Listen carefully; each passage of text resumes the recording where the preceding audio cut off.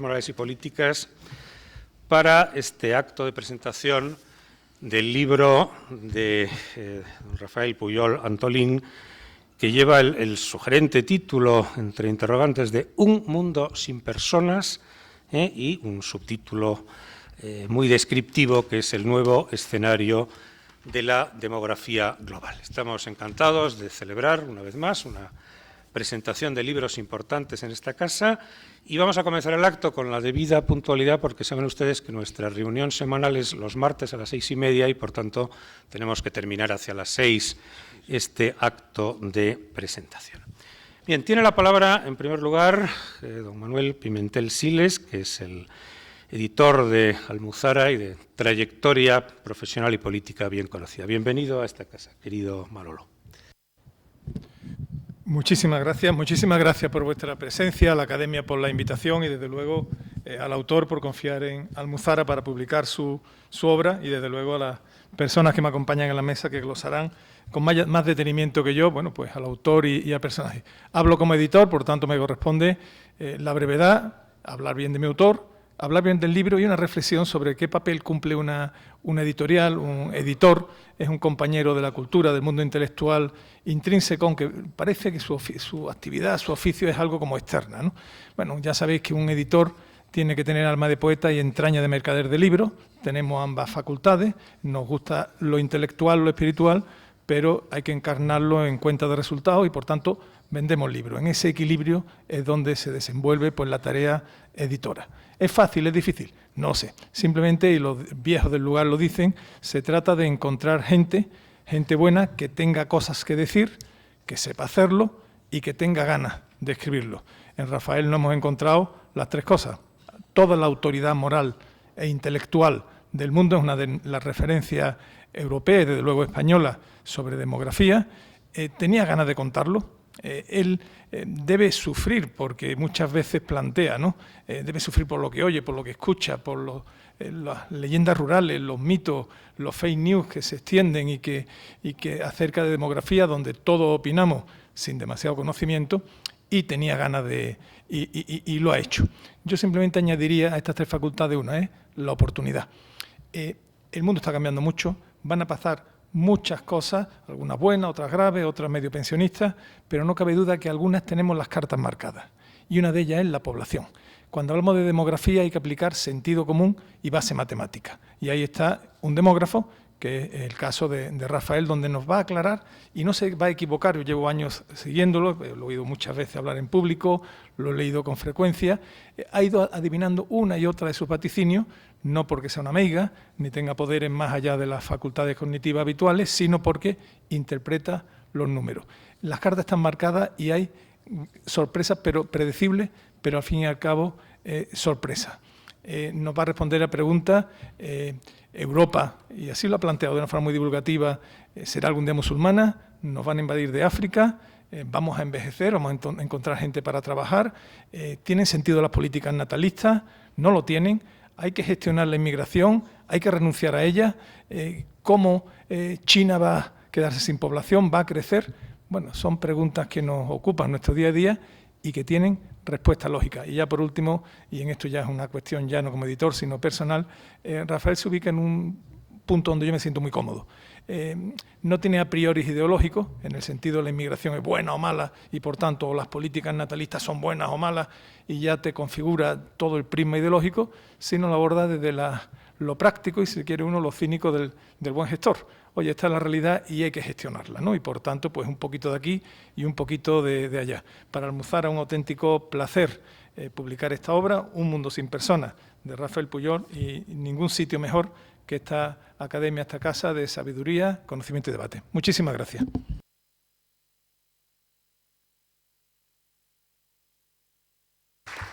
Muchas gracias a don Manuel Pimentel. Habrán comprobado ustedes, además, que el libro está magníficamente editado, como es costumbre en la casa editorial que preside.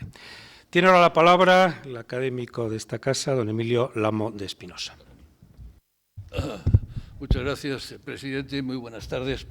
Es un placer y un honor estar aquí, un placer Un placer, pues, al comprometerte en presentar un libro, estás obligado a leerlo y a leerlo con detenimiento y con tranquilidad y con atención, cosa que no es frecuente, estamos siempre apresurados de tiempo.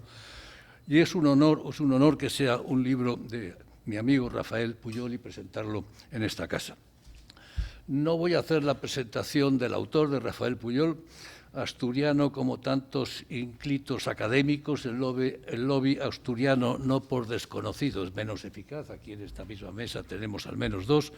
Catedrático de Geografía Humana en la Universidad Complutense. Para mí es casi el rector por antonomasia, y desde luego mi rector lo fue en la Complutense de Madrid del 95 al 2003. Ha sido presidente del patronato de la IE University, vicepresidente de la Conferencia de Rectores de Universidades Españolas y es ahora presidente de la UNIR, donde coincido con él de nuevo.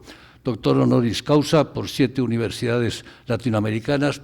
Yo creo que lo tengo por un gran experto en 2 temas. Uno es el estudio y el análisis de la universidad moderna, a la cual ha dedicado muchísimo tiempo, y segundo, su principal área de especialización académica, que es la demografía.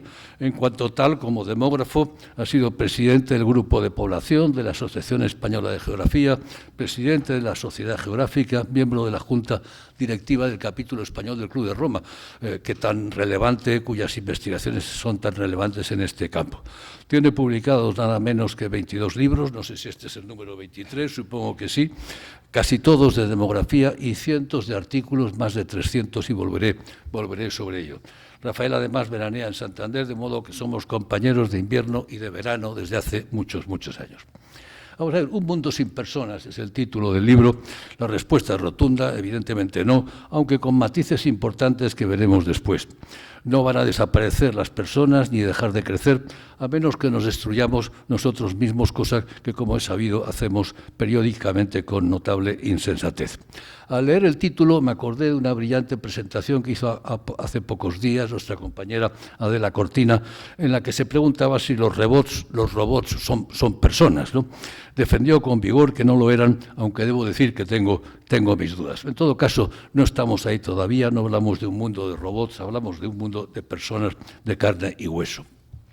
Se dice con frecuencia que Augusto Comte, a quien se tiene por el fundador de la sociología, escribió en cierta ocasión que la demografía es el destino.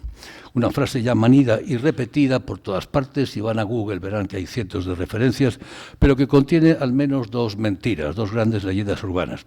La primera, Augusto Comte no fue el fundador de la sociología, que sí fue quien inventó la palabra y etiquetó el producto, lo cual no es irrelevante, y sobre todo jamás escribió que la demografía es el destino. No aparece por ningún sitio. Julio Iglesias de Ustel y yo lo hemos buscado en sus obras, no está en ninguna de ellas. Esta mañana he tenido la oportunidad de contrastarlo con ChatGPT, y efectivamente ChatGPT me dice que no lo ha escrito, aunque sí que lo intuyó y directamente lo dejó colgado, aunque lo cierto es que de la fiabilidad de ChatGPT da idea el que me ha asegurado esta mañana que Augusto Comte era un sociólogo alemán. Bueno, vale, cum grano salis.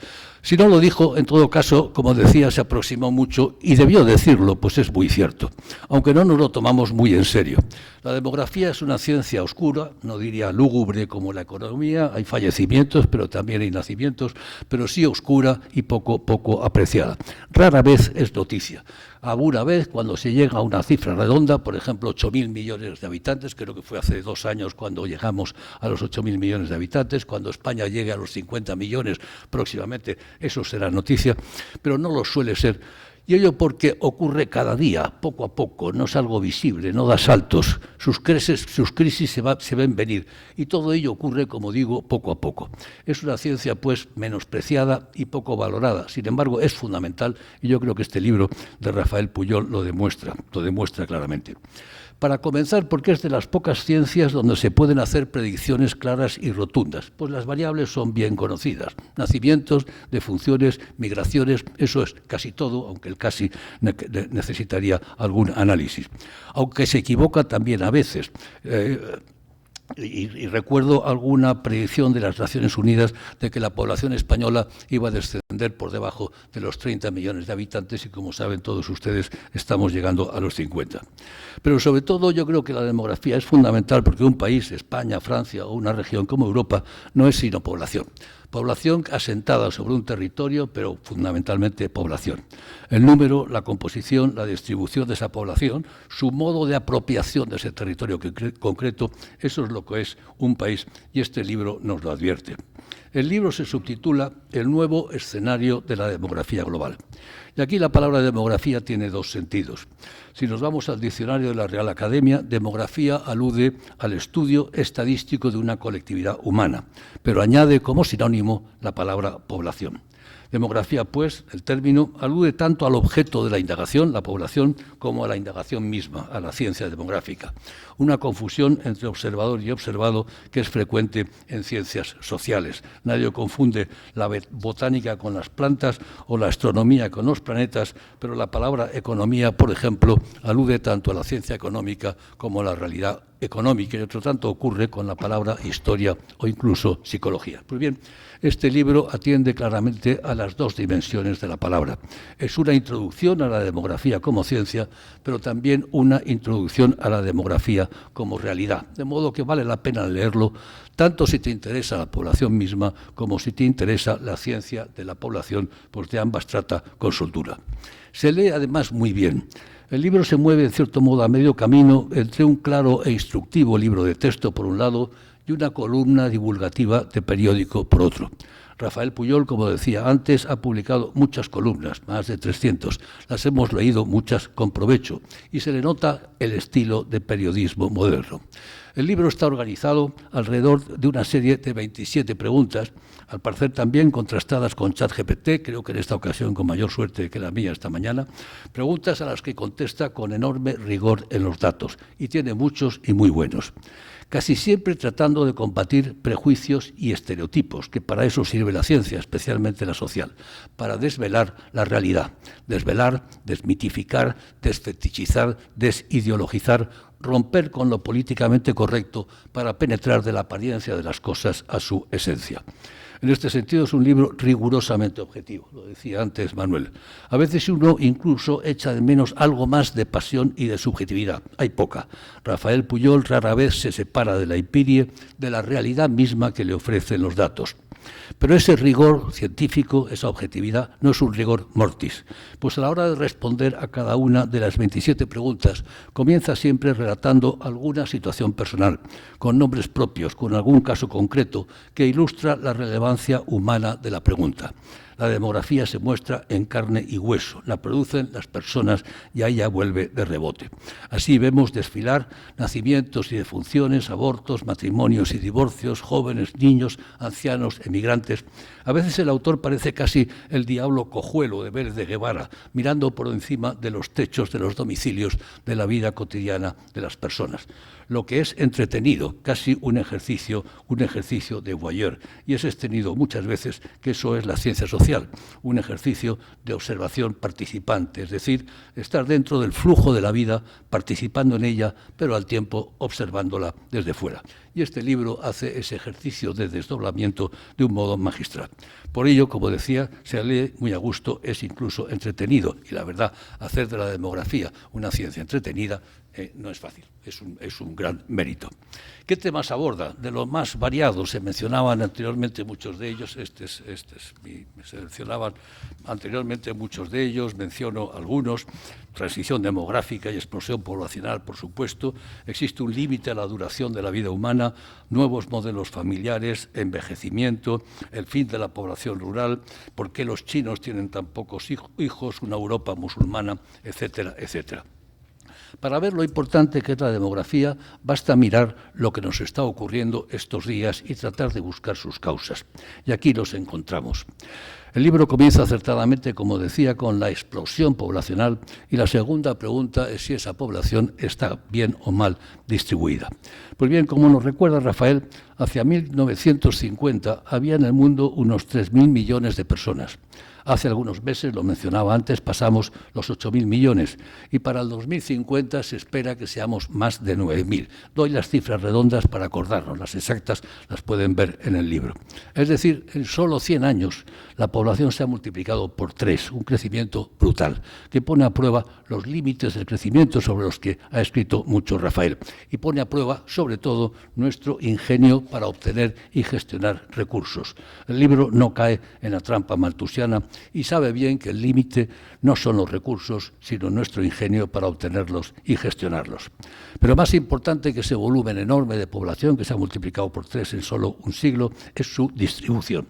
Veamos, por ejemplo, el peso de Europa. En 1950 era casi el 25% de la población del mundo, 1 de cada 4 humanos. Hoy es el 6 o el 7% y desciende. Asia es el 60%. La Unión Europea tiene 400 millones de habitantes, Estados Unidos 340, pero China tiene 1.400 y desciende, pero todavía los tiene. La India otros tantos y sigue creciendo. Y el África subsahariana otros tantos y va a crecer de un modo absolutamente espectacular. Por lo tanto, cualquiera de ellos 3 veces más que la Unión Europea y 4 veces más que Estados Unidos. ¿Cómo no sospechar que el centro de gravedad del mundo se ha movido al este? ¿Y qué significa esto? Pues que para Estados Unidos, Rusia, con 140 millones, ya no es una amenaza, lo es para los europeos. Rusia es, como dijo Obama hace tiempo, una potencia regional y no global. Para los Estados Unidos, la amenaza es China, y llevan años gestionando lo que Obama llamó el pivot to Asia, es decir, el giro de ese país y del mundo entero desde el Atlántico al Indo-Pacífico. Pero si la amenaza es China y no Rusia, ¿cómo no intentar pactar con Putin para debilitar a China? Repitiendo, pero al contrario, la estrategia de Nixon-Kissinger, que fue, como sabemos, pactar con China para debilitar a Rusia. Y si para ello tiene que mover recursos desde Europa al Indo-Pacífico, hagámoslo, y que los europeos, que son bien ricos, se ocupen de su propia defensa. Y ahí estamos, pues, en las consecuencias de una enorme divergencia demográfica entre el este y el oeste. De modo que la coyuntura geopolítica actual, tan abrumadora, tan confusa, tiene su base en una inmensa divergencia demográfica que ha encogido a Occidente y ha hecho pivotar el mundo y los Estados Unidos hacia el Pacífico. Permítame un segundo ejemplo para resaltar la enorme importancia que tiene la demografía, también tomado con datos que provienen del libro de Rafael Pujol. Pensemos qué hubiera sido de la incorporación de la mujer al trabajo, quizás el cambio más relevante en muchas sociedades, si éstas vivieran una media de 40 o 50 años como hace décadas y tuvieran que dar a luz una media de 6 o 7 hijos para que 2 de ellos sobrevivieran. 6 hijos implican no menos de 15 años de maternidad full time. Las mujeres siempre han trabajado, siempre, pero además siempre tenían la obligación de atender a la reproducción, una tarea simplemente agotadora en la que se les iba más del 80% de su vida adulta. Por ello, en alguna ocasión me he atrevido a decir, no lo haré ahora, no lo haré, que la liberación de la mujer le debe quizás más a la mejora de la expectativa de vida y la reducción de la mortalidad infantil, bastante más que a la lucha feminista. Sin esa estructura de edades y de fertilidad, la coyuntura actual de la mujer sería simplemente imposible. De modo que no sé si la demografía es el destino, pero sí le parece mucho. El libro proporciona material, como decía, para numerosas cuestiones de actualidad. Por ejemplo, una Europa musulmana, no, nos dice Rafael, en 2030 serán solo el 7,7% de 750 millones de europeos. Cambios en la familia, drásticos, tremendos. Edadismo, sin duda alguna, algo que nos afecta mucho a muchos de los que estamos en esta sala. Necesitamos una política demográfica, por supuesto. La demografía española va especialmente mal. Las cifras del hambre han mejorado, pero todavía quedan 800 millones de personas desnutridos, es decir, por decirlo en lenguaje coloquial, de personas que pasan hambre. Y eso es una vergüenza que interpela a toda la humanidad. La catástrofe demográfica de Rusia, sin duda alguna. La causa, el alcohol. ¿Sigue vivo el sueño americano? En buena medida sí. Un penúltimo dato. África subsahariana tiene probablemente la clave del futuro de la segunda mitad de este siglo. Sobre una población mundial de unos 9.700 millones serán un 25%, 2.500 millones. Será la única región del mundo que va a crecer. He echado de menos algún tema, menciono dos rápidamente. En primer lugar, el dividendo demográfico, que no pocos países han cobrado, están cobrando o van a dejar de hacerlo, como consecuencia de que al menos algunas décadas tienen aún pocos ancianos, pues la mortalidad es alta, pero tienen ya pocos jóvenes, pues la natalidad es baja, de modo que tienen poca población dependiente. Puede ser más de un 1% del PIB para muchos países. Lo menciona de pasada, no es una de sus 27 preguntas, o por lo menos no me ha parecido. Quizás un mayor énfasis en la urbanización, que también aparece en muchas partes. Pensamos el mundo como una colección de estados, de países, como una suerte de puzzle de piezas que encajan unas con otras como en un mapa. Cada una de esas piezas con su capital, su color, su bandera, etc. Esa visión estatocéntrica es en buena medida ya un fetichismo. La estructura profunda del mundo está hoy compuesta por inmensas áreas metropolitanas que se conectan de mil modos, saltando por encima de las fronteras políticas de los estados. No es un mundo de unidades discretas y autosubsistentes, sino un mundo de flujos. Flujos de personas, de mercancías, de capitales, de información entre gigantescas urbes. Un mundo de ciudades globales, como lo llamaba Saskia Sassen, mucho más que un mundo de países. Pero poco más tengo que lamentar, creo que lo contesta prácticamente todo. Y termino. ¿Un mundo sin personas?, se pregunta Rafael Pujol.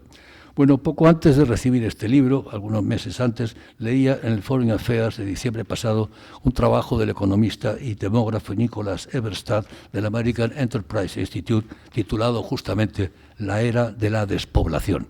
Cómo sobrevivir a un mundo que se ha vuelto gris, que se ha envejecido. Y nos comenta que por primera vez desde la peste negra del siglo XIV, la población planetaria disminuirá. Pero mientras que la última implosión fue causada por una enfermedad mortal transmitida por pulgas, la que se avecina se deberá enteramente a decisiones tomadas por personas, sobre todo por las mujeres. Se sabe que el mejor predictor de fertilidad es cuántos hijos desean tener las mujeres. No hay otro mejor. Pues bien, con la caída de las tasas de natalidad, cada vez más sociedades se encaminan hacia una era de despoblación generalizada e indefinida que acabará abarcando a todo el planeta. Y dice, una fuerza revolucionaria impulsa la inminente despoblación, una reducción mundial del deseo de tener hijos. Añado, una reducción del deseo de tener hijos. Y repito, y termino ahora, la demografía sí es el destino de la humanidad. Para estas y otras cuestiones, igualmente importantes e interesantes, les aconsejo a todos ustedes que lean este libro. Se entretendrán y además aprenderán muchísimo. Muchas gracias.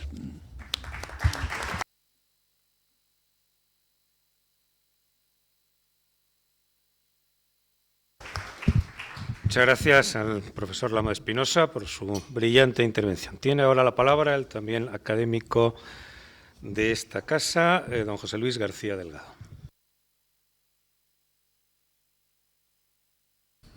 Gracias, presidente, y muy buenas tardes a todos ustedes, tantos amigos, tantas amigas, académicos, académicas.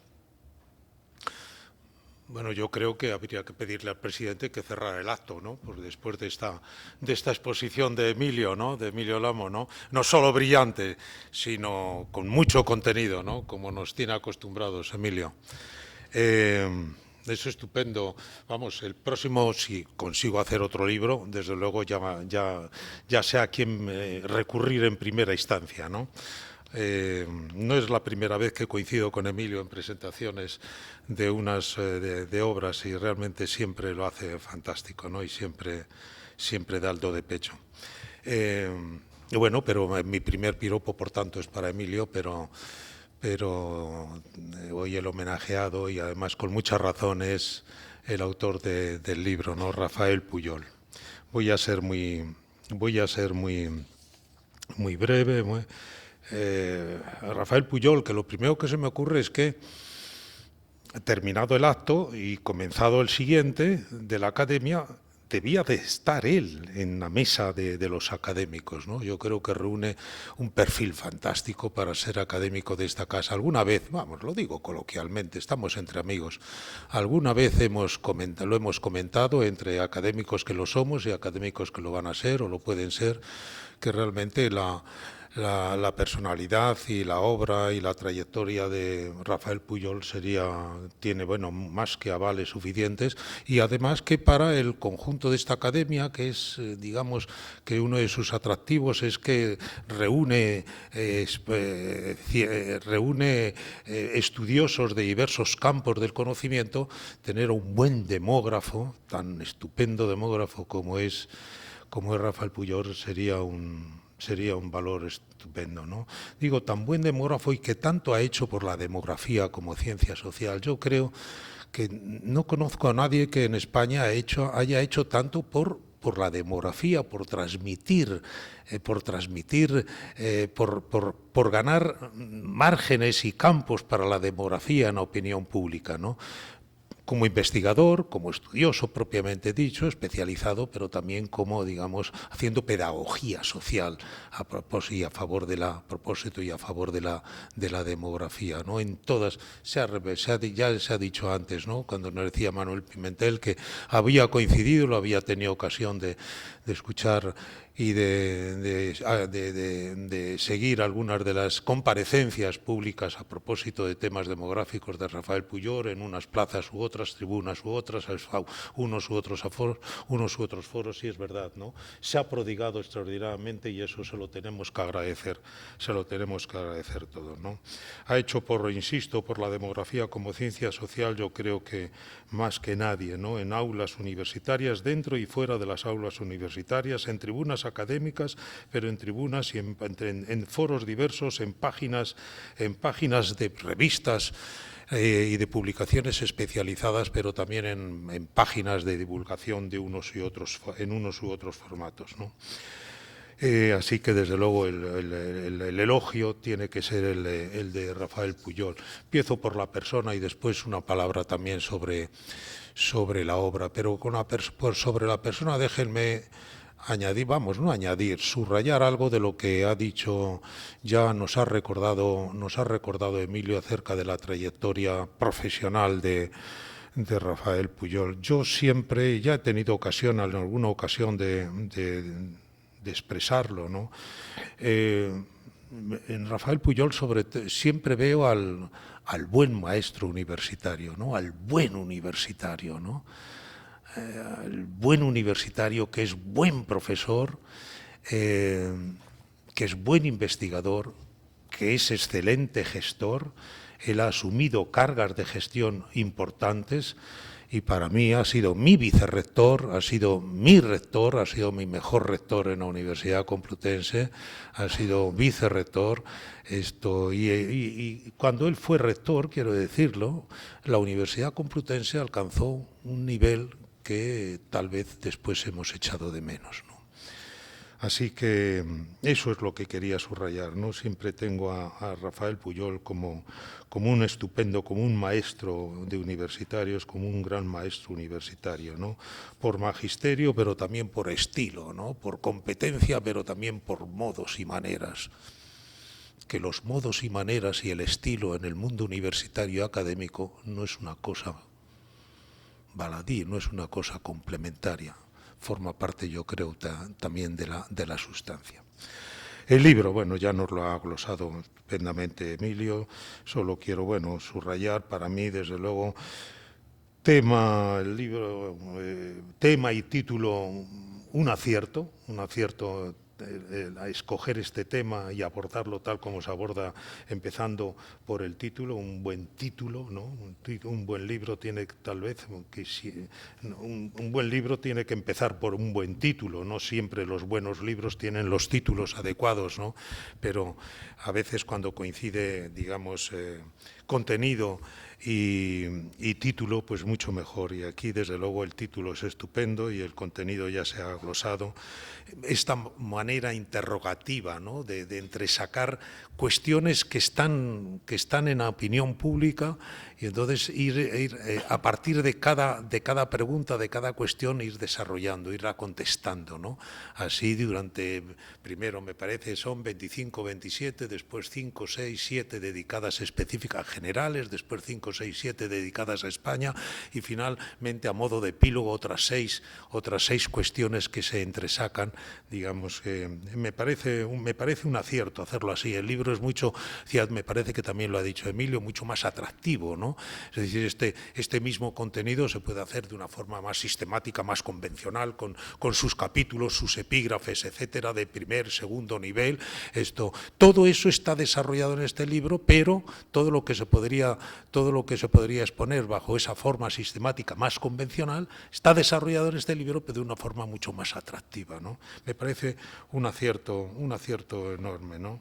Un acierto estupendo. Bien escrito, eso, bueno, nos tiene acostumbrado Rafael Pujol, a quienes conocemos su obra, ¿no? Sus otras obras, con las referencias bibliográficas justas, ¿no?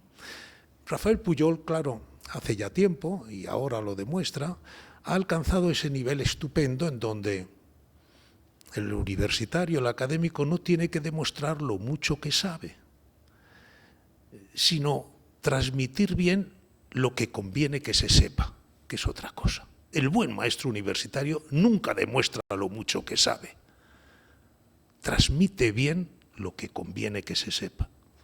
Y entonces este libro se beneficia de esa especial sabiduría, porque eso no se adquiere, digamos, ese punto, ese nivel de madurez intelectual, no se adquiere solo por el paso de los años. Hace falta una especial madurez intelectual y esa la tiene Rafael Pujol, ¿no? Bueno, pues únicamente les quería decir esto. El libro está bien editado. Manuel Pimentel demuestra ser tan buen editor como ministro que fue, afortunadamente, con más larga trayectoria como editor que como ministro, que fue un visto y no visto, ¿no? Esto, quienes lo vimos, nos acordamos perfectamente. Bueno, pues nada más. Muchas gracias. Me alegro mucho de que nuestra academia acoja esta presentación, este libro y a esta persona tan querida. Muchas gracias.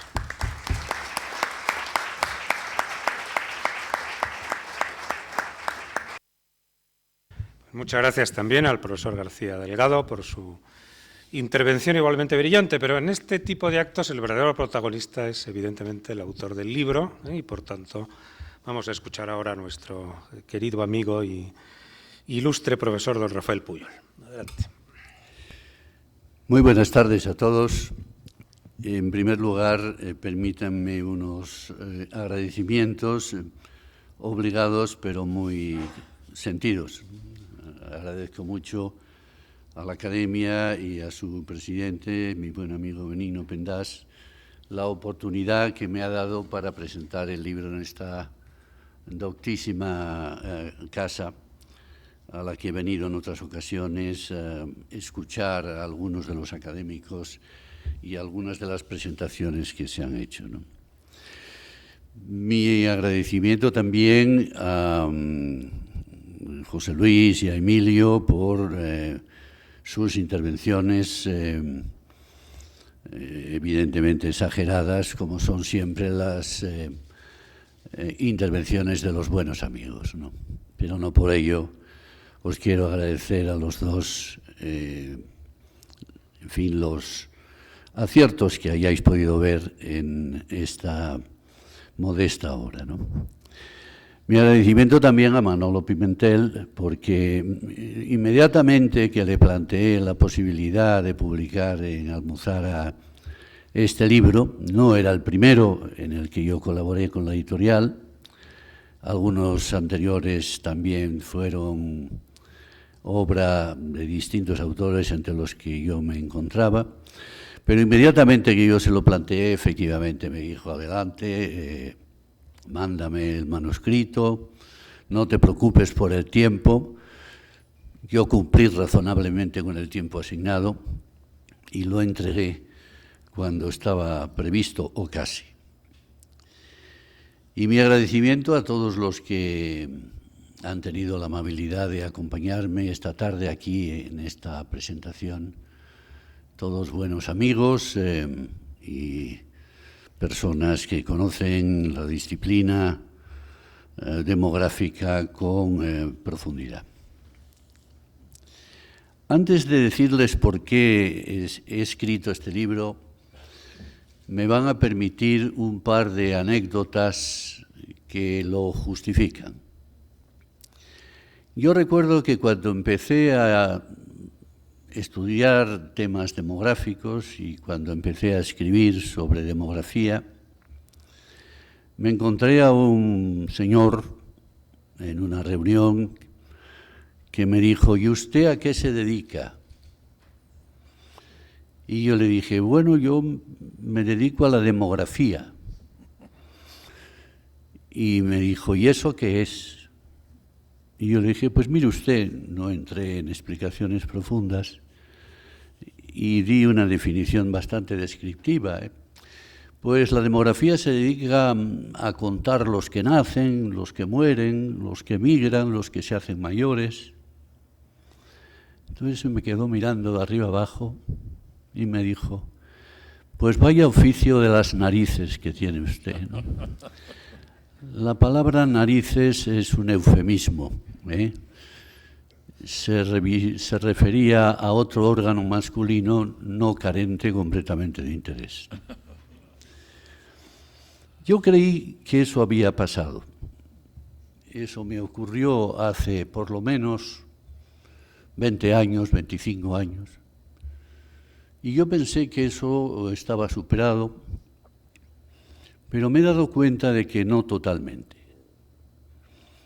El otro día asistí a un programa de radio, de una radio de gran difusión, y estaba invitada la ministra que se ocupa de los temas del medio ambiente y del reto demográfico, ¿no?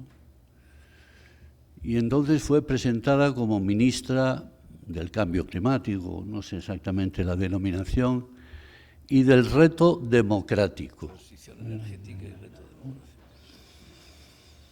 Bueno, quizá fue un lapsus del presentador, pero luego los tertulianos que asistían al programa le hicieron muchas preguntas relacionadas con el cambio climático, etcétera, con el calentamiento global, y nadie le hizo una sola pregunta sobre temas demográficos, ¿no? Bueno, son dos anécdotas, una ya lejana en el tiempo y otra de gran actualidad, que vienen bien como contexto para explicarles las razones por las cuales me decidí a escribir este libro, ¿no? La primera es porque yo creo que la demografía, lo decía Emilio, lo recalcaba José Luis, es una ciencia todavía bastante desconocida, ¿no? Y desconoce la mayor parte de la gente el gran alcance que tienen muchos de los temas que la demografía estudia, ¿no? La gente sigue pensando que vivimos en un mundo de explosión demográfica y no es así.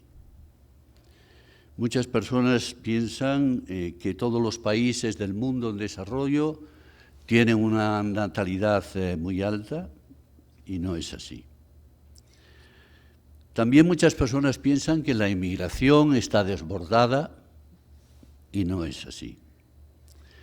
Que el crecimiento demográfico va a continuar sin límites y no es así. Miren, piensen en tan solo dos datos, no les voy a dar ninguno más, que me parecen enormemente significativos. El primer dato es que 2/3 de la población mundial, que está por encima de los 8.200 millones en estos momentos, si no me falla la memoria, 2/3 de esa población viven en países que no logran renovar sus propias generaciones. Es decir, que no tienen una media de 2.1 hijos por mujer, que es la media que permite esa renovación de las generaciones. Están por debajo, o muy por debajo. España está en 1,19, a una distancia de un hijo para que pudiésemos renovar nuestras generaciones. Disminuiríamos la población porque se mueren más de los que nacen. Y no lo hacemos porque tenemos una inmigración que compensa ese crecimiento natural negativo. Segundo dato. La gente cuando habla de las migraciones, y el tema de las migraciones, lo saben todos ustedes, está de profunda actualidad.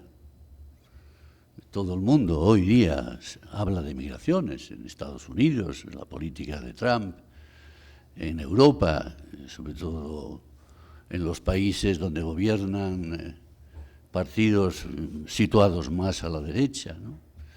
Todo el mundo habla de la inmigración como algo que nos está desbordando, casi se emplea la palabra invasión.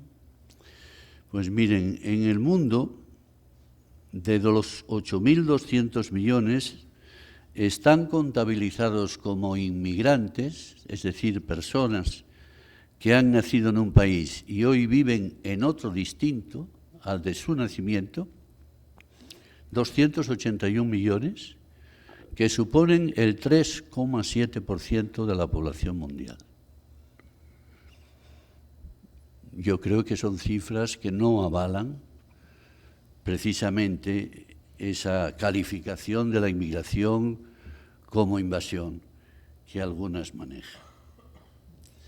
Algunos también dicen que las políticas de población no sirven para nada, y yo creo que no es así. Que Europa podría llegar a ser musulmana, y no lo va a ser nunca. Que África nos va a invadir, no ocurrirá. Por lo tanto, este es mi primer argumento, mi primera razón para pensar en escribir este libro sobre el nuevo escenario de la demografía global. La segunda razón es que yo he visto muchas veces utilizar la demografía como arma ideológica para justificar a veces determinadas creencias, otras veces posicionamientos políticos, en ocasiones también planteamientos militares. La demografía no puede ser utilizada como un arma de esta naturaleza. Y la tercera razón es la existencia de toda una serie de mitos, de prejuicios o de falsas percepciones sobre determinadas cuestiones que luego llevan a la adopción de actitudes completamente injustificadas. Les voy a citar tan solo 3. Hay países que no llevan a cabo lo que llamamos los demógrafos las políticas de ayuda familiar. No es exactamente lo mismo que una política natalista. Las políticas de ayuda familiar son algo más. Pero hay países que no las adoptan por el simplísimo argumento de decir que estas políticas son de derechas. Una política de ayuda familiar no es ni de derechas ni de izquierdas. Una política de ayuda familiar es ideológicamente neutra y, sin embargo, demográficamente imprescindible, sobre todo en determinados territorios. Un segundo tiene que ver con el racismo y la xenofobia, que están fundamentados en lo que podríamos llamar los miedos en plural, los miedos a la inmigración. Yo creo que la mayoría de estos miedos no tienen fundamento y si lo tienen, alguno de ellos pues es minoritario, pero todos convendrán conmigo en que hay mucha gente que tiene miedo al número, miedo a lo que antes llamaba la invasión, que tiene miedo a la sustitución étnica, los que vienen son más y nos van a sustituir en nuestra etnicidad, en nuestras costumbres, en nuestros modos de vida. Hay gente que cree que los inmigrantes traen determinadas enfermedades ausentes de nuestros territorios.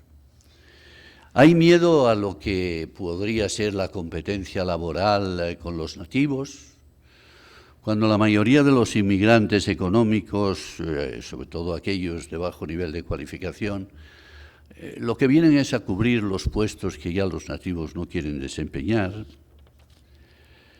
Hay miedo a los comportamientos demográficos.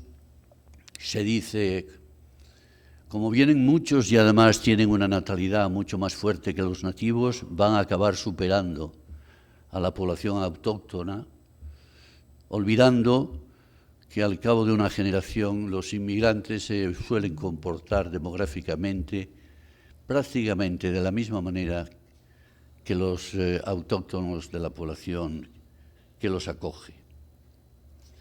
Hay un miedo muy común, el miedo al deterioro de determinados servicios, es que los inmigrantes colapsan la seguridad social, es que llenan nuestras escuelas, es que bajan el nivel de los niños españoles. Hay un miedo a la inseguridad. Los inmigrantes roban, los inmigrantes violan, los inmigrantes cometen toda suerte de delitos. Y por último hay miedo a que algunos inmigrantes pues sean auténticos terroristas disfrazados. Eso produce un rechazo generalizado a la inmigración y a toda la inmigración, que desde mi punto de vista no tiene ni fundamento ni tiene sentido. ¿Quién puede dudar que hay inmigrantes que cometen cualquiera de estas cosas? Pues por supuesto que sí. Pero hombre, de eso a criminalizar a todo el colectivo, pues hay un salto que a mí se me antoja importante. La tercera cuestión que quería tocar, el tercer ejemplo, es el tema del edadismo, que yo creo que empieza a crecer en nuestras sociedades y que supone una cierta discriminación de las personas por razones de su edad. Hay un edadismo contra los jóvenes, sin duda alguna, pero sobre todo hay un edadismo contra las personas mayores, ¿no? Un edadismo que tiene una multiplicidad de formulaciones, ¿no? Quizás, por ejemplo, el más conocido es el edadismo laboral, ¿no? A las personas no se las contratan o no se las mantiene en el puesto de trabajo porque no están ilusionados, no tienen las competencias adecuadas, cobran salarios más altos y sobre todo hacen la competencia a las personas más jóvenes, ¿no? Yo no diré que no puedan existir casos de cualquiera de estas situaciones, ¿no? Pero muchos de ellos y en muchas partes no tienen justificación. Sobre todo esta última que he citado es a veces utilizada con profusión para demostrar que los mayores se tienen que ir pronto del mercado laboral porque si no, no hay sitio para los jóvenes. Cuando uno va a ver las estadísticas, se comprueba que aquellos países que tienen una población, llamémosla senior, más abundante, son al mismo tiempo los países que tienen un desempleo juvenil más pequeño. Ahí están los países nórdicos, ahí está Alemania y muchos ejemplos más. Un buen amigo mío me decía hace días, has escrito un libro que defiende cosas que muchas personas no defienden. Bueno, yo no he escrito un libro polémico, ni polemizar es el objetivo de su realización. Si defiendo determinados planteamientos en el libro, quizás a contracorriente de una opinión generalizada, es porque creo profundamente en esos planteamientos, ¿no? Y, por supuesto, como no, respeto a los que no los comparten, siempre que sus argumentos estén basados en datos y en observaciones verídicas y no simplemente en suposiciones o en prejuicios. Solo decirles, para terminar, que este libro trata de reivindicar la importancia de la demografía, que evidentemente no es el destino, porque nunca he encontrado yo tampoco esa frase escrita, reivindicar el papel de la demografía como materia científica. Yo creo que nadie puede permanecer hoy día ajeno a algunas de las cuestiones que aborda. Les cito quizás las más significativas: la fuerte caída de la natalidad en nuestras sociedades, ¿no? El fenómeno migratorio, que no deja a nadie indiferente, el envejecimiento, la urbanización imparable. Yo no pretendo magnificar, evidentemente, esta disciplina, ¿no? Únicamente cambiar la percepción de aquel viejo interlocutor que la definía como materia de las narices por una más acorde con el alcance y por el interés de los temas que aborda. No intento que la demografía la juzguen como cool o como una asignatura guay, no, simplemente que la consideren como algo interesante. Muchas gracias.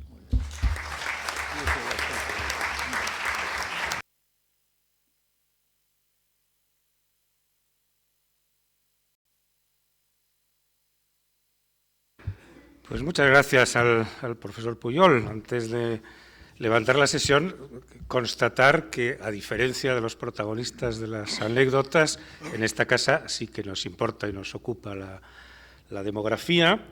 Yo no sé si se podría decir con Ortega, que fue académico nuestro, académico electo, aunque no llegó a tomar posesión, no llegó a leer el discurso, que es el tema de nuestro tiempo, pero desde luego es uno de los temas de nuestro tiempo y efectivamente debe preocuparnos e interesarnos, y para ello pues libros tan excelentes como el que ha escrito el profesor Pujol son muy relevantes. Así que creo que es un buen consejo que les hemos dado todos.